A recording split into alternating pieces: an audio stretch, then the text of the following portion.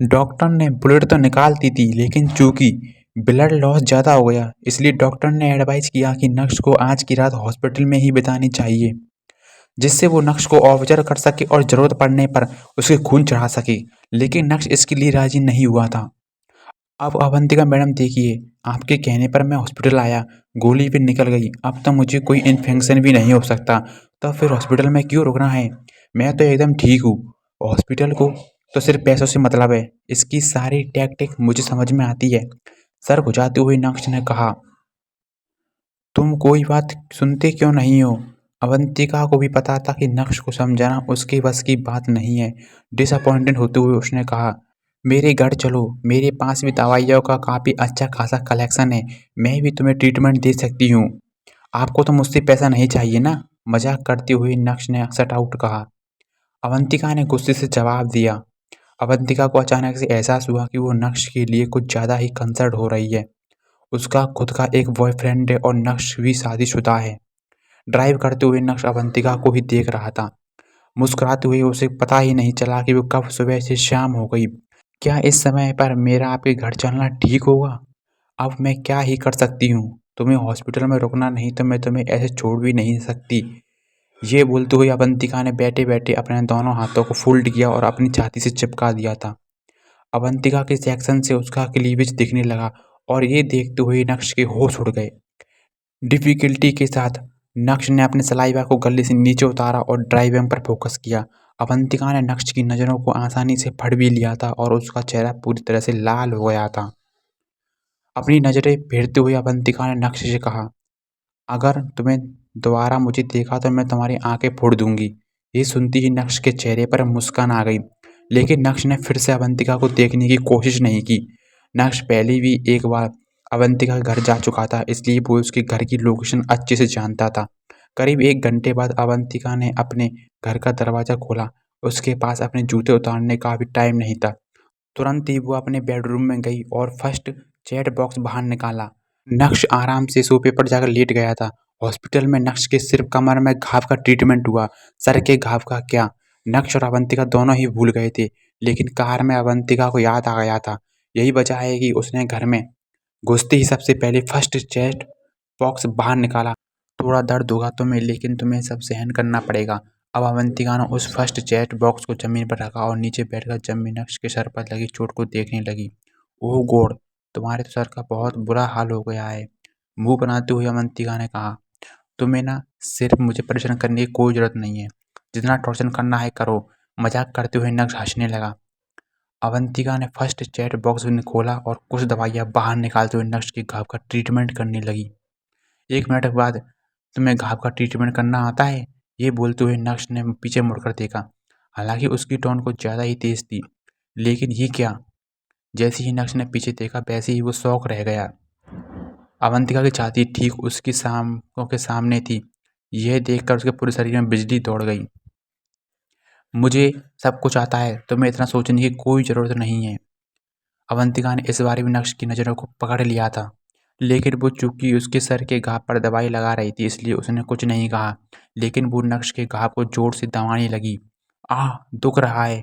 थोड़ा जोर से चिल्लाने के बाद नक्श ने चीख निकल गई। मैंने तुम्हें कहा था ना कार में कि अगर तुमने मुझे दोबारा देखा तो मैं तुम्हारी आंखें नोच लूंगी। ग्लूमी एक्सप्रेशन के साथ अवंतिका ने कहा, यहाँ पर तुम्हारे और मेरे अलावा और है ही कौन? तुम्हें नहीं देखूंगा तो फिर किसे देखूंगा? डिप्रेस होते हुए नक्श ने कहा, तो फिर इधर उधर मत देखो ना। ये बोलते हुए अवंतिका का चेहरा हल्का लाल पड़ गया था। मैंने इधर उधर कहाँ देखा? नक्श ने कन्फ्यूज होने का दिखावा किया। तुम्हें सब पता है होशियार। जल्दी से अवंतिका ने नक्श के सर पर एक पट्टी बांधी। लंबे समय तक वे दोनों सोफे पर बैठे ही रहे। तभी अचानक से नक्श का फोन बजने लगा। नक्श, क्या तुम मुझे बता सकते हो कि तुम उस समय क्या सोच रहे थे जब तुमने छोटी बच्ची के लिए गोली खाने के लिए प्रेरित किया? झिझकती हुई अवंतिका ने पूछा। मैं कुछ भी नहीं सोच रहा था, बस मुझे लगा कि मुझे गोली खानी चाहिए। अगर उसे लगती तो उसकी जान को खतरा होता। मेरा क्या है, मैं तो यूजलेस हूँ, कौशल अंदाज में नक्श ने कहा। हालांकि नक्श के शब्दों ने अवंतिका के दिल में एक अलग ही जगह बना दी थी। नक्श बहादुर और निडर था, सही और गलत का फैसला करना भी बहुत अच्छे से जानता था और साथ ही साथ बहुत काइंडनेस भी था। अवंतिका नक्श के साथ रहकर उसे और भी करीब जाने लगी थी। तुम्हें आज काफ़ी इंजरीज हुई है, ऊपर से तुम सुबह से बाहर हो, काफ़ी थक गई होंगे, अभी इतना लेट भी नहीं हुआ है, तुम अपने घर जा सकते हो। मैं भी बहुत थक गई हूँ और मुझे भी आराम की बहुत ज़रूरत है, अवंतिका ने कहा।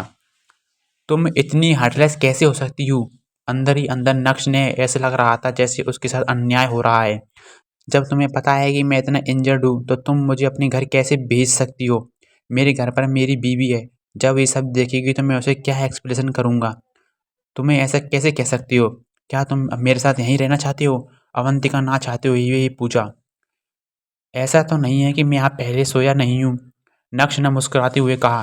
क्या तुम वाकई में सैमलिस्ट हो? अवंतिका को समझ नहीं आ रहा था कि वो नक्श को कैसे डिस्क्राइब करे। अवंतिका मैडम, आज लोगों को बचाते हुए मैं हर्ट हुआ हूँ। अगर मुझे कोई रिवॉर्ड नहीं दे सकती हो तो कोई बात नहीं, लेकिन कम से कम एक रात के लिए तो मुझे आप यहाँ रख ही सकती हो। क्या मैं कुछ ज़्यादा मांग रहा हूँ?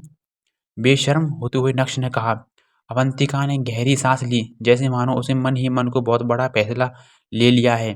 तुम्हारी एक्टिविटीज इस लिविंग रूम और बाथरूम तक ही लिमिटेड रहेंगी, और अगर तुमने कुछ भी उल्टा सीधा करने की कोशिश की तो मैं फिर तुम्हें ऐसा सबक सिखाऊंगी कि तुम जिंदगी भर याद रखोगे। ये बोलने के बाद अवंतिका ने फर्स्ट बॉक्स का सारा सामान अपने साथ लिया।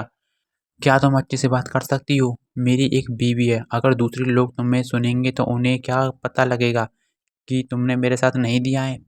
ये नक्श ने अवंतिका को देखती हुई बोला। अवंतिका फालतू की बातों में पड़कर नक्श के साथ अपना समय बर्बाद नहीं करना चाहती थी। वो पीछे मुड़ी और अपने कमरे में चली गई। कपड़े चेंज करने के बाद वो नहाने के लिए वॉशरूम चली गई, क्योंकि वॉशरूम का दरवाज़ा फ्रोस्टेड ग्लास का था। नक्श जो सोफे पर आराम से बैठा था, उसे अवंतिका की परछाई दिखाई दे रही थी। नक्श को अवंतिका के सुडौल शरीर के दर्शन हो गए थे। अचानक से नक्श के दिमाग में अवंतिका के वो सारे एक्शन दौड़ने लगे थे। एक बार फिर से नक्श का शरीर बिजली की तरह करंट मारने लगा था। बहुत डिफिकल्टी के साथ नक्श ने अपने सलाइवा को गली से नीचे उतारा। अभी नक्श सीन को एंजॉय कर ही रहा था, तभी अचानक से नक्श का फ़ोन बजा। दरअसल मिस जूली नक्श को मैसेज कर रही थी। दोपहर से लेकर अब तक कम से कम 100 बार मैसेज कर चुकी थी। क्या फिर से शॉप में कोई प्रॉब्लम तो नहीं आ गई है? नक्श ने मन ही मन सोचा और डिसाइड किया कि उसे कॉल करना चाहिए। जल्द ही कॉल कनेक्ट हुआ और मिस जूली ने एक्साइटेड होते हुए कहा, नक्श, फाइनली तुमने मेरा कॉल अटेंड कर ही लिया। अरे आज मैं कहीं फंस गया था, इसलिए। नक्श ने सीधी सीधी जवाब दिया। क्या हो गया? क्या कोई प्रॉब्लम है? क्या तुम्हें मेरी हेल्प चाहिए? कंसर्न दिखाते हुए मिस जूली ने पूछा। ये सुनते ही नक्श के चेहरे पर मजाकिया मुस्कान आ गई। क्या बात है, आप मुझे लेकर इतनी कंसर्न क्यों हो रही हैं? मिस जूली, कहीं ऐसा तो नहीं कि आपको मुझसे प्यार हो गया है? नक्श को नहीं पता था कि ये सुनने के बाद फोन की दूसरी तरफ मिस जूली का छोटा सा चेहरा लाल हो जाएगा। सपने देखो सपने। हालांकि मिस जूली के मुंह से ये सब जरूर बाहर आए, लेकिन ये बोलते हुए वो भी बहुत शर्म रही थी। परेशान मत हो, मैटर अब रिजल्ट हो गया है। ये बोलते हुए अचानक से कुछ याद आया। अच्छा, परिवार तो बहुत समय से, सदियों से एंटी करप्शन पुरानी चीज़ों का काम कर रहा है, तो क्या आपके पास ऐसी कोई किताब है जिसमें पुराने ज़माने की दवाइयों के बारे में कुछ लिखा हो? उस ज़माने में तो सिर्फ जड़ी बूटियाँ ही होती थी। ऐसा सब कुछ तुम क्यों पूछ रही हो? अब तुम्हें जड़ी बूटियों में भी इंटरेस्ट आ गया है? हल्के फुल्के डाउट के साथ मिस जूली ने कहा। मैंने ऐसा कुछ देखा नहीं, लेकिन पापा के स्टोरेज में मिल ही जाएगा। क्यों? तुम्हारे लिए क्यों चाहिए? इससे पहले कि वो कोई जवाब देता, उसे फ़ोन पर दरवाजे के बंद होने की आवाज़ सुनाई दी। उसी समय ऑफिसर अवंतिका, जो नहा चुकी थी, वो अपने बाल सुखाते हुए वॉशरूम से बाहर निकली। तुम किससे बात कर रहे हो? अवंतिका ने धीमी आवाज़ में पूछा। मिस जूली, क्या आप उन्हें जानते हैं? ना ना, मुस्कुराते हुए कहा। मैंने उनसे कहा है कि मुझे एशियन ज़माने की दवाइयों के बारे में जानना है। ऐसी कोई किताब है तो मुझे बताओ। मैंने एक्सपेक्ट नहीं किया था कि तुम मिस जूली को भी जानते होंगे। वैसे तुम्हें ऐसी किताब का क्या करना है? सरप्राइज होते हुए अवंतिका ने पूछा। तुरंत ही नक्श ने अपनी जेब से शीशी बाहर निकाली। उस शीशी में 5 गोलियां थी। अच्छा, अब तुम इन गोलियों को बेचने का धंधा शुरू करोगे? वैसे भी स्मॉल फेज में तो तुम शुरू कर ही चुके हो। नक्श को समझ नहीं आया कि अवंतिका ने उसका मजाक बनाया या फिर उसकी तारीफ की। क्या तुम मेरा प्लान चाहती हो? धीमी आवाज में नक्श ने कहा, लेकिन उनकी आंखें अवंतिका के कभी फिगर पर जाकर अटक गई थी। एक मिनट, नक्श कौन से प्लान की बात कर रहा था? क्या वो दवाइयों वाला प्लान, वो गोलियों वाला प्लान? क्या नक्श अवंतिका के सामने अपना प्लान खोलकर रखने वाला था, या फिर अवंतिका के फिगर को ध्यान से देखने के चक्कर में बस उसे उलझाने की कोशिश कर रहा था? देखते हैं आगे क्या होता है। जरूर, क्यों नहीं, लेकिन आज नहीं कल। आज मैं बहुत ज़्यादा थक गई हूँ, मुझे पहले आराम करना है। ये बोलने के बाद अवंतिका पीछे मुड़ी और अपने कमरे में चली गई। कमरे में जाने के बाद उसने अपना दरवाज़ा अंदर से लॉक कर दिया था। उसी समय मिस जूली की आवाज़ फ़ोन की दूसरी तरफ से सुनाई दी। नक्श, क्या तुम लाइन पर हो? हाँ बिल्कुल। ये भी कोई पूछने की बात है? भले ही कुछ भी हो जाए, मैं तो आपके साथ हमेशा से रहूँगा, नक्श ने मिस जूली को छेड़ते हुए कहा। यह सुनते ही मिस जूली का चेहरा फिर से लाल हो गया था। बोलते हुए भी वो काफ़ी नर्वस दिखाई देने लगी थी। मुझे 2 छोटी किताबें मिली हैं, लेकिन मुझे नहीं पता कि तुम्हारे कितने काम की होंगी। क्या तुम्हें अभी ये चाहिए? अभी नहीं, अभी तो मैं थोड़ा जल्दी में हूँ, मैं कल लाकर आपसे मिलता हूँ, खुश होते हुए नक्श ने कहा। ठीक है, तुम अभी आराम करो, मैं कल तुम्हारा इंतजार करूंगी। डिसअपॉइंटेड होते हुए मिस जूली ने कॉल कट कर दिया था। हालांकि आज मिस जूली ने जिस अंदाज में बात की वो नक्श को काफ़ी अजीब लगा था, लेकिन नक्श के पास ये सब सोचने का कुछ ज़्यादा समय नहीं था। उसके सर पर ऑलरेडी बहुत टेंशन थी। रात का समय जल्द ही बीत गया। जब ऑफिसर अवंतिका बिस्तर से उठी तो वे वहाँ से जा चुका था। भानुशाली ग्रुप के ऑफिस में नक्श ग्लूमी एक्सप्रेशन के साथ सेक्रेटरी नंदिता से दी हुई इन्फॉर्मेशन को अच्छे से पढ़ रहा था। आप यकीन नहीं करेंगे कि एक ही दिन में भानुशाली ग्रुप के शेयर मार्केट में लगे 1000 करोड़ रुपये उड़ गए थे। आज सुबह जैसे ही मार्केट खुला वो फ्रीजिंग पॉइंट के साथ नीचे आ गया था। सर, अगर इसी तरह से चलता रहा तो मुझे डर है कि हमारी कंपनी का लोड नहीं उठा पाएगी। हमारे रिसोर्सेज अब खत्म होते जा रही है, परेशान होते हुए सेक्रेटरी नंदिता ने कहा। भले ही हम लोड नहीं उठा पा रहे हैं, लेकिन हमें लोड उठाना ही पड़ेगा। नक्श उस इन्फॉर्मेशन को टेबल पर रखते हुए फेंका। भले ही कुछ भी हो जाए, हमारी कंपनी को फाइट करना ही पड़ेगा।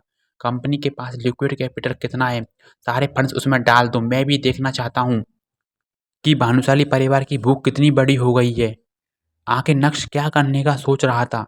क्या लिक्विड कैपिटल ही उसके पास एक आखिरी रिसोर्स था? क्या इससे कोई बात बनेगी या फिर भानुशाली ग्रुप के शेयर नीचे की तरफ आ जाएंगे? अगर कुछ ऐसा हुआ तो फिर क्या होगा?